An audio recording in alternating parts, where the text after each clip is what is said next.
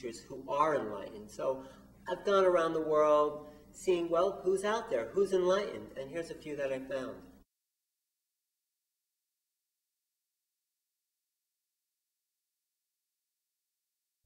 So you feel you've awakened? See, there's no one left who could claim awakening. See, awakening is just awakening to the fact that there's no one, no separate being, you see. So then if somebody goes around saying, I'm enlightened, that's actually a, what is it called, a misrepresentation, because there's no one that could claim it. Right, I've heard other people say that, tricky. But you're still a separate being from me. Well, because I have a form.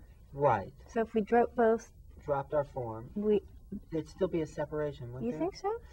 Well, your unique energy pattern, not as a presence in the universe, would be distinct from this. Do you think so? No?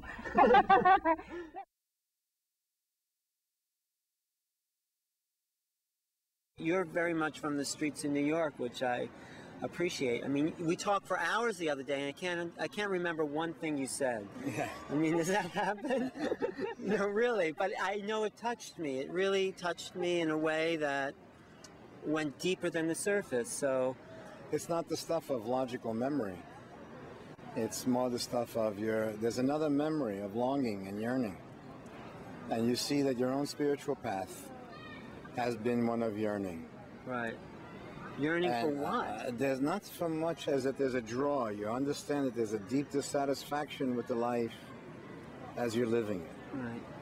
And in everything, there may be some quest or pursuit you have, but as soon as you get the object of your pursuit, you then go back into this mode of dissatisfaction, pretending to be, on the surface, temporarily satisfied. Yeah. But still this yearning is there, and you see in yourself this India exploration, the desire to understand, the adaptation of Buddhistic logic, this whole alternative way of being for you has been a path that you've created. Right. It's revealed a kind of deeper yearning within you.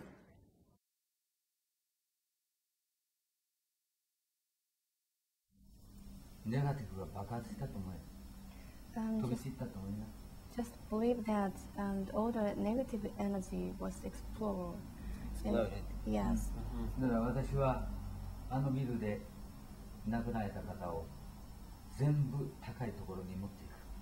And so he already working on it, but he bring the older death soul in that place and ground zero, and he will bring the older souls and up to a higher place. Oh, so he's working on it energetically, and he's bringing the souls that are still trapped or maybe in confusion up to the other.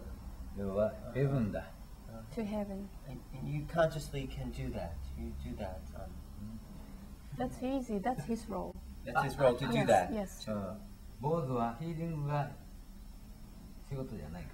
Because as a monk, healing is just a part of his work. But originally, his work is to send all the souls, dead souls.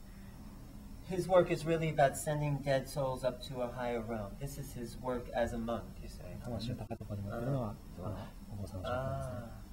That's your specialty, your special work. Normal monk. A normal monk.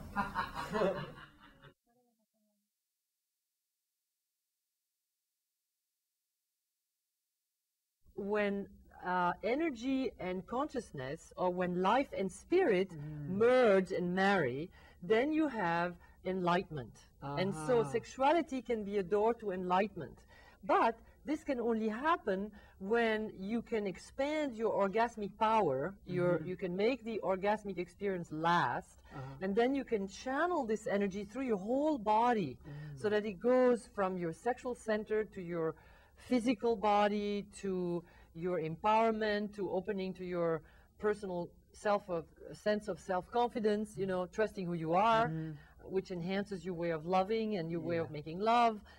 And then finally, you know, holding a clear vision of where you're going together so that you can become ecstatic, so that ecstasy is a co-creation between two equally responsible, response-able partners. This is a whole new level for your work because you've just been dealing in a way with the bedroom. Yes, exactly. Now I'm bringing it out beyond the bedroom.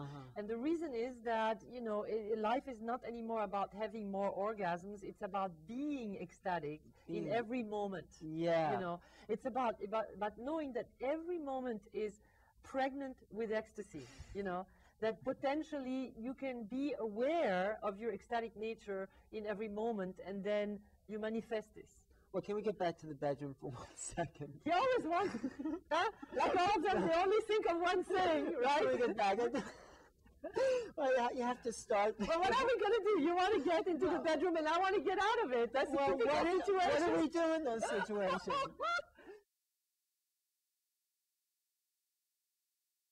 But you can also have sex out of body. Oh, here we go. No, that's what. But what is sex out of body? Because I think I had it. Yes, you can have that sexual experience.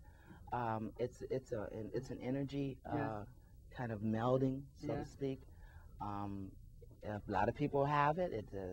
It's not uncommon. But it's not something that as you evolve you continue to want.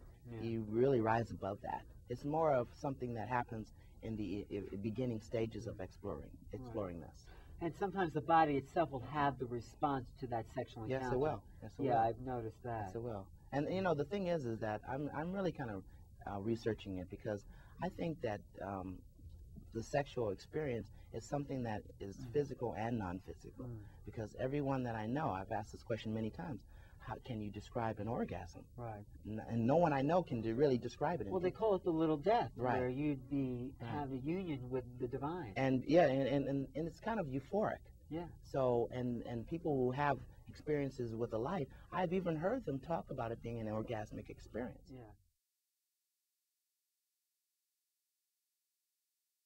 To me, that's sort of art becomes an emblem or a passionate encapsulation and in some way a convincing proof that these inner realities exist at all.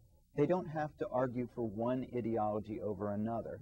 Art in general argues for the reality of the inner worlds. It speaks for that.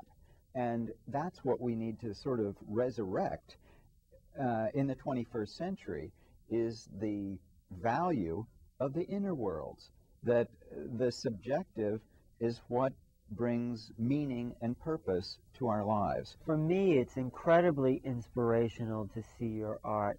My first experience was I asked to have a vision of ascension, of the body turning into light, because I heard that something like that was possible. So I said, something like that's possible, I want to have a vision of it.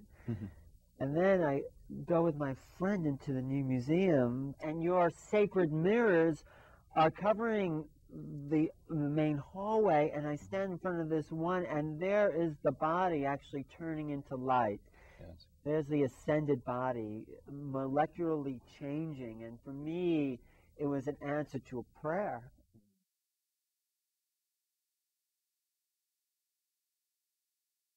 So the brain is that television set, and consciousness is the signal. I see that. So I would go back to your question, and you asked me how I see it now, which would be very surprising, I think, in view of my background, medical and psychiatric. I would see it very much the way the Hindu philosophy sees it, that consciousness is basically a primary attribute of existence. It's something that simply is. It's a fundamental mystery. It cannot be explained from anything else. And we can actually, through non-ordinary states of consciousness, we can come to a type of experience where we identify with this cosmic consciousness, with the absolute consciousness.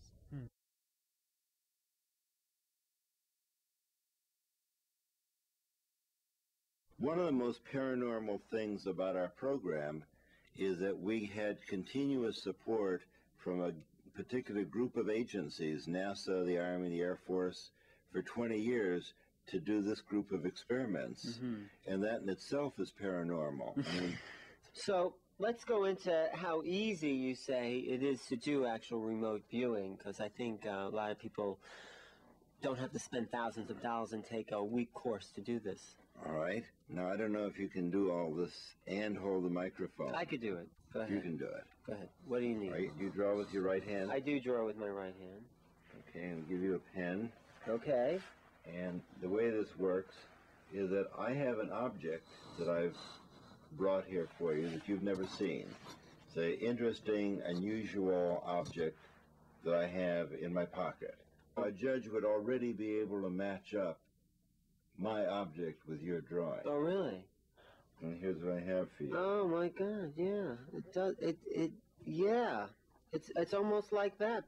So, what can we do with this? And what it proves is that even an interviewer on camera can expand his awareness to be in contact with something besides its physical body. Mm-hmm. So it shows that there's more to us than just being a physical body. We inhabit physical bodies, no doubt. It's wise to take care of them, but there is more to us and more to our awareness and more experiences available to us than you would think if you just think that you're made of meat and potatoes.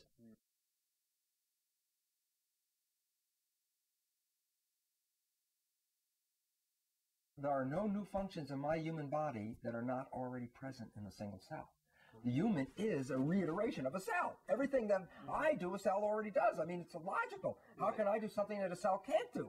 I'm cellular. So now the community of humans are a multicellular organization, right, which comes together and makes a wholeness.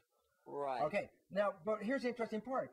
It sort of like jumps like bootstrapping itself. One cell later becomes a human, which later becomes humanity. And when humanity is complete, the earth as an organism completes its evolution. It's a living, breathing, pulsing Gaia. It is now complete. When it is complete, when the cell completed its evolution, what was its next level of recourse? To hook up with other cells. Right. And when the human completed its evolution, what was it? To hook up with other humans. Right. When the earth completes its evolution, we are then at the level of a unity with a voice of unity that allows us to speak as a one, which will allow us to speak with other ones. Beautiful. Thank you. You're welcome.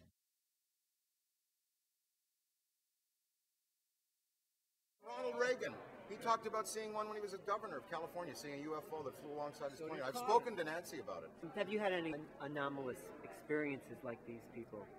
The experience I had when I was in upstate, or living in Canada, and the telepathic experience. 15,000 people were told telepathically to come out of their house. My wife said, "Go back to sleep, it's a nightmare." I didn't go out, but the next day in the paper, it was all written up about a spiral in the sky, a pink spiral. They said it was a Chinese rocket. So did anything you hear tonight change your view of this experience? It just reconfirms it all, that there's a genuine experience, genuine reality going on here on this planet.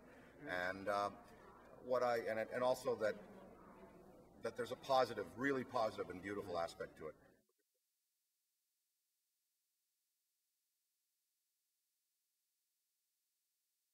It was in 1994. I had a very unusual experience. I woke from a sleep state and found myself absolutely physical aboard what I perceived to be a spacecraft. And I was huddled in the corner of this sort of asymmetrical shaped room, and beings started to enter the room. It was a female being. I perceived her as female. The telepathic timbre of her voice was female, that approached me, and of course I was petrified. And she said, "Don't be afraid, all you have to do is be here." And she said, "Come with me." Well, I'm trying to get through this room, these gray beings. I'm sure everyone knows who the grays are. You'd have to be in a coma not to know who the grays are at this point, with the big eyes. They were in the room, and I was literally trying to get through to get to the next room where she was taking me. I ended up in the next room. The door literally disappeared behind me. There was a seam, but there was no door anymore. And I was in this room, and there were 4 little girls that ran over to me calling me Mommy.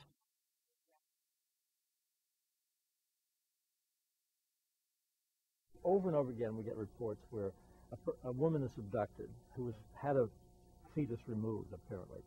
She's taken back to the craft and is shown a little baby, and she is made to feel it's partly hers, which maybe it is, and she is asked to bond with it, to hold it. And the aliens are very intensely watching the process as she holds the baby, as if they believe that humanity contains some kind of magic human touch connected perhaps with our spirituality or our love that they don't have, they want to see, they need, and they feel that these children seem to need it. And it's as if the aliens are hungry for something we have that perhaps they have eliminated through an evolution that's gone cold, so to No, that's speak. very touching because it's as if we're suddenly being recognized for our humanity. Exactly. And you see what's interesting? They're not here because they're interested in our atomic weapons, our computers, our closed-circuit television, or whatever, you name it. Right. They have no interest in our technology or our warfare or anything like that. What do they care about? The way we hold babies, the way we make love to one another, sexuality, the way we care for each other, the way, I think, that we're different one from another. They seem to be so uniformly Right, of the kind same. of a group mind, and we have the Exactly. individual mind. Yeah. You know, I've read also in some books that somehow the mind was an artificial construct to keep us separate from life. That we would think about life. I see that it was to keep us physically intact in this dimension. And it took over. Yes. Well, we overfed it. We overfed it. Yeah. And I want to ask why. Well, why am I like that? Why did that happen? But you say it doesn't matter why. No. You know, we got libraries of philosophy, but it doesn't make any difference. It's how are you going to live your life? Not the reason, not why. Why are you here? What are you here for? It doesn't matter. You are here. This is it.